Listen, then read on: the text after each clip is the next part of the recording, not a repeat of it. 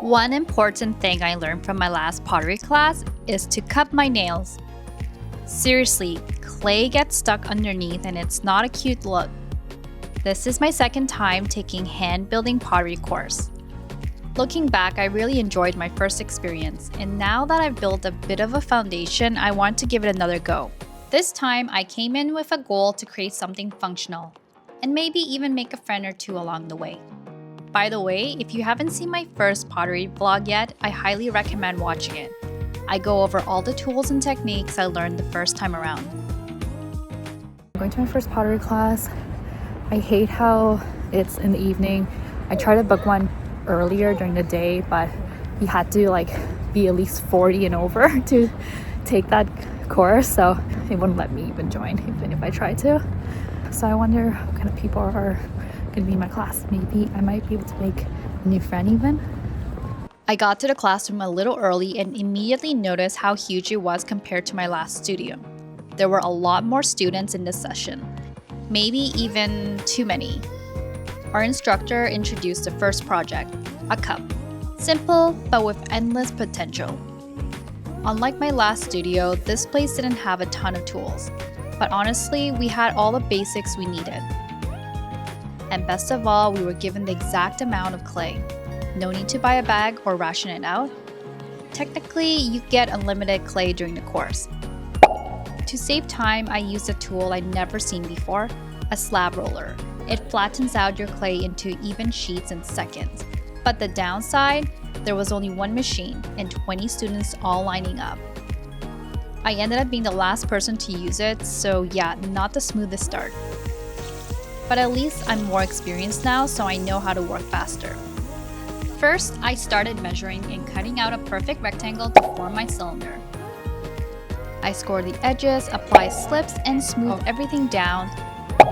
Then I grabbed the second piece of clay for the bottom of the cup and repeated the same process. Flatten it out nice and even, score the edges, and add some slips before blending it all together until smooth.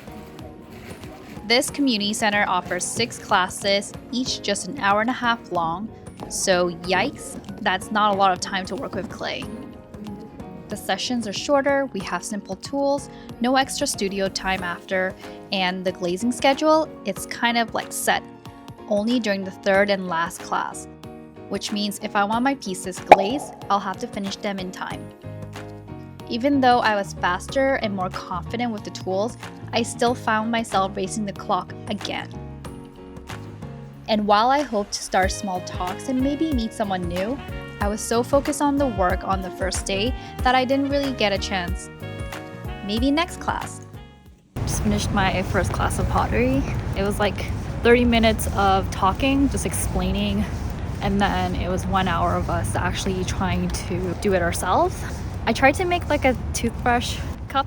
I didn't exactly get to finish, but I'll finish it quickly next class. I have to just kind of figure out how to do that bottom part. I tried to create an S because I wanted the water to drain, but I think that ruined the foundation of the cup. I'm home! I'm home! Can't believe it, you didn't greet me by the door. Kind of disappointed. It is snowing a lot. I kind of wish I brought my umbrella for this, because I'm kind of getting wet even though it's just snow falling. Also, I should have brought some rain boots because these shoes are going to get wet. Thankfully, the pottery class place isn't too far, so I should be there very soon. I don't know what happened. Vancouver's just gotten really cold lately, and it's been snowing for 2 days. For week 2, the instructor spent about 30 minutes demonstrating how to use the pottery wheel, just in case anyone was curious about wheel throwing. To be honest, I came into class not really knowing what I wanted to make. I hadn't planned anything ahead of time, so I ended up figuring it out on the spot. There wasn't any fresh clay left that day, so I had to wedge it myself. Luckily, my experience from my previous class really helped. I knew exactly how to wedge the clay properly and get it ready to work with. I followed the same steps as day 1, and today I focused on bonding the 2 cups together. In the end, I decided to finish my first project, a toiletry cup, and add a smaller cup attached to it, like a built-in holder for my toothpaste. It was a bit of a rush and honestly a little frustrating because the next class is already our glazing session. I'm really glad I managed to add a footer right before cleanup. It adds a bit of functionality and gives the piece more stability. Plus, it'll make glazing a little easier next class. Not my best work, I was definitely fighting the clock. It's freezing.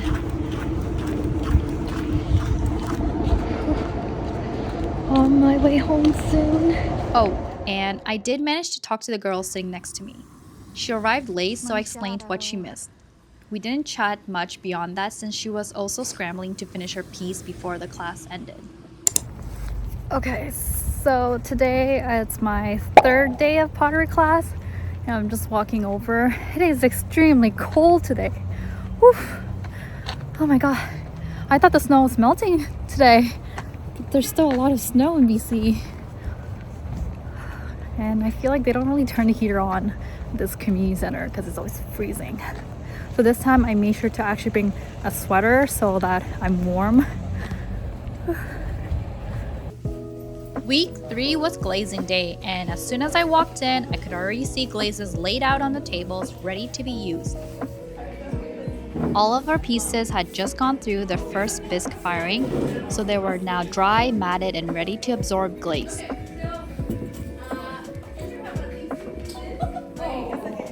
Our instructor started by explaining the difference between glaze and underglaze. An underglaze is used to create more detailed, painted-on designs, while the glaze itself is what seals the piece, making it non-porous, waterproof, and more durable after it goes through the final firing. Maybe I was being a little too ambitious. I grabbed 4 different glaze colors and started painting right away. In my head, I thought I had plenty of time, but I quickly realized I didn't. We were supposed to apply 3 layers of glaze, and it honestly got confusing trying to keep track of where I'd already done 3 coats and where I didn't. It was harder than I thought, especially trying to make sure I didn't miss any spots. Towards the end, I rushed. I just slapped on a coat of yellow glaze inside the cup, hoping it would at least look okay after firing. And once again, I didn't manage to talk to the girl next to me. We were just too focused on finishing in time. So now all I can do is wait and hope everything was fully covered in glaze, and that my piece comes out of the kiln safely during the final firing. The lights are kind of flickering here in the elevator. I don't know what's wrong. I'm going to my pottery class and this is a new jacket I got. Back to working with wet clay. Today we started a new project, making a fruit bowl. After the instructor showed us an example and explained the process, I grabbed some fresh clay and lined up to use a slab roller. While waiting, I started small talks with 2 girls about how rushed we felt in every class, though somehow we're still having fun. For this project, we needed to choose 1 or more shapes to build our bowl and use a pattern roller to add some intricate designs. I started by creating the base of my bowl.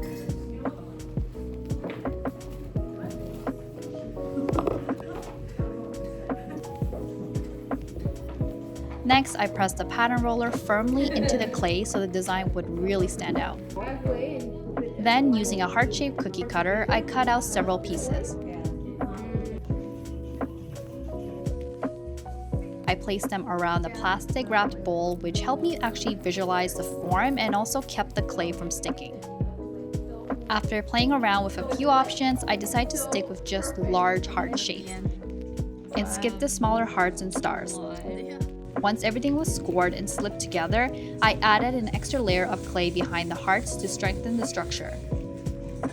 It was really important to close up any big gaps between the pieces to keep the bowl from falling apart. Once it was all assembled, it was ready to dry and go through the bisque firing. What I loved about this second project was how fun and creative it felt, even though the method was super simple and straightforward. Oh, and remember the first project I was working on? I finally got to take it home. The colors didn't turn out quite how I imagined. I was hoping for more soft pastels, but I'm still proud that it's something I made with my own hand. It's practical, it works, and even though it'll be hidden in my washroom, at least you guys get to see it first. I didn't have much time to make this, so you can really tell that it's not a very Good job. There's a lot of uneven surfaces. The painting is not even done properly. Like one side's darker than the others because I didn't have time to paint the other side properly. Was actually like 22. Week 5 was our last class to work on wet clay. Next week is reserved just for glazing. So this was our final chance to finish old projects or start something new. We were free to create whatever we wanted. For those who weren't sure what to make, our instructor had a default project prepared, a candle holder. I already had an idea in mind. I wanted to carve out butterfly shapes so that when I placed the candle inside, the light would shine through and cast butterfly shadows on the wall. I also wanted the candle holder to have a pentagon shape, so I made sure to gently press and spank the sides to define the angles more clearly. Yes, spanking clay is part of the process. At one point, I struggled to blend the inside coil of my candle because my fingers were too big. So the instructor came by and taught me some finger techniques. I think my fingers are a bit too fat. Is that No, your fingers are not too fat. You're perfect. okay? Okay. Dude. Here, in this case, I will just smooth without putting my fingernail against the wall. There you go. Yeah. Just try to use it instead of using the finger pad. Can I show you something? Yeah, use that side of you. This part. This is not this. This. There you go. I learned that your fingers are never too fat, you just have to understand how to properly use them. I originally planned to have a lid on top, but I didn't have enough time. So it ended up becoming an open lid candle holder instead. I hope it still works. While working, I made a quick compliment to the girl next to me. She was making a butter dish, which I thought was really cool, since it's not something you see people make that often. I meant to ask her name, but we were both too focused on finishing up our final touches before time ran out.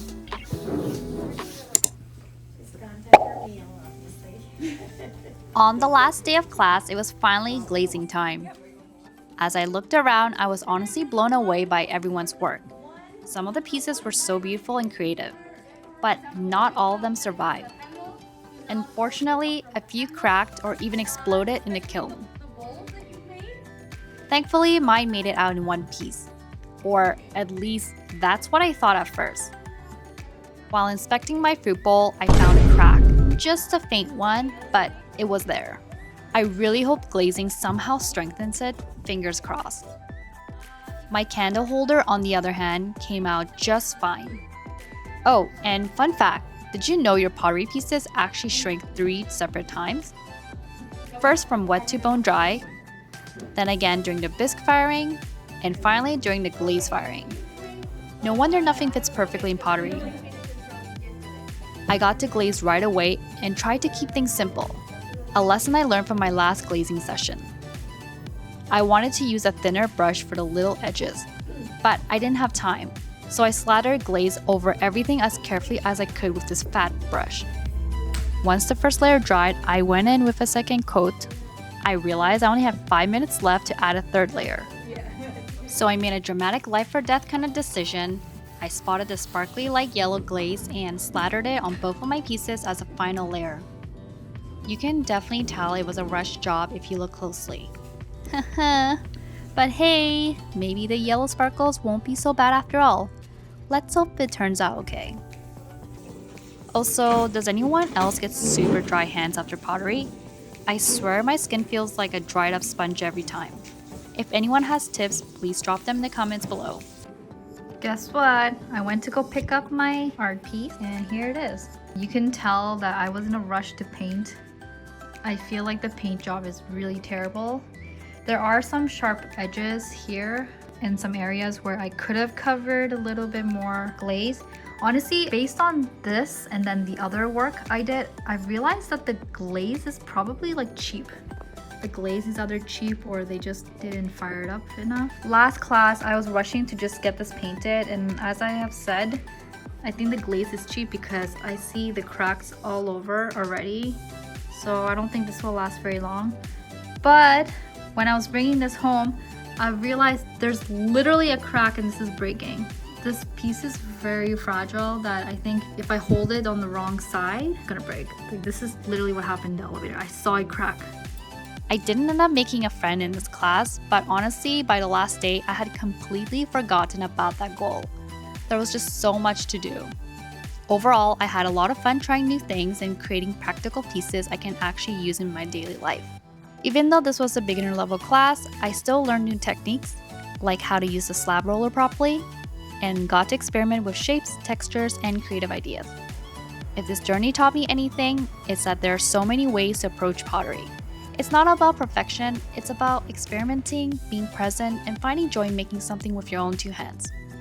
Thanks so much for watching my pottery journey. If you enjoyed this video, please like, subscribe, and leave a comment below.